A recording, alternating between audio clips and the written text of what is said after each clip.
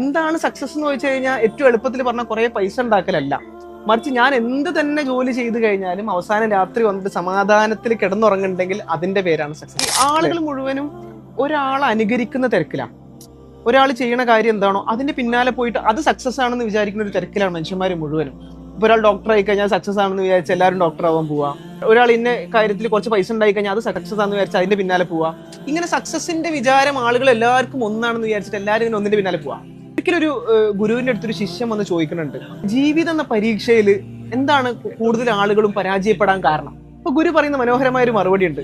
ജീവിതം എന്ന പരീക്ഷയിൽ എല്ലാവർക്കും കിട്ടിയിട്ടുള്ളത് വ്യത്യസ്തമായ ക്വസ്റ്റ്യൻ പേപ്പറാണ്. ഇത് മനസ്സിലാക്കാതെ എല്ലാവരും മറ്റൊരാളത് നോക്കി ഉത്തരം കണ്ടെത്താൻ നോക്കുന്നതിനെ കൊണ്ടാണ് പരാജയപ്പെടുന്നത്. അവർക്ക് കിട്ടിയിട്ടുള്ള ചോദ്യ പേപ്പറിലേക്ക് മാത്രം നോക്കി ഉത്തരം എഴുതാണെന്നുണ്ടെങ്കിൽ ജീവിതം എന്ന പരീക്ഷ സുഖമായിട്ട് ജയിക്കാൻ പറ്റുന്ന ഭംഗിയുള്ളൊരു കോട്ടായിട്ട് തോന്നിയത്.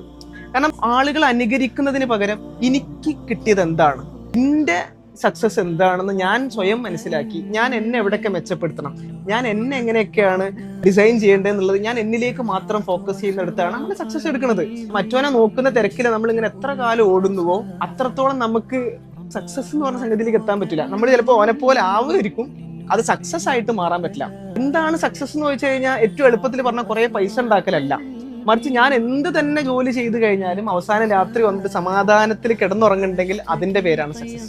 സമാധാനത്തിൽ ഉറങ്ങാൻ പറ്റണം. നമ്മൾ എന്തൊക്കെ ചെയ്തു കഴിഞ്ഞാലും ജീവിക്കാനുള്ളത് കണ്ടെത്തണം. അത് കഴിഞ്ഞിട്ട് വന്നിരിക്കുമ്പോഴും സമാധാനത്തിൽ ഉറങ്ങാൻ പറ്റണം. അതിന് നമുക്ക് സക്സസ് ആയിട്ട് വിലയിരുത്താൻ പറ്റും.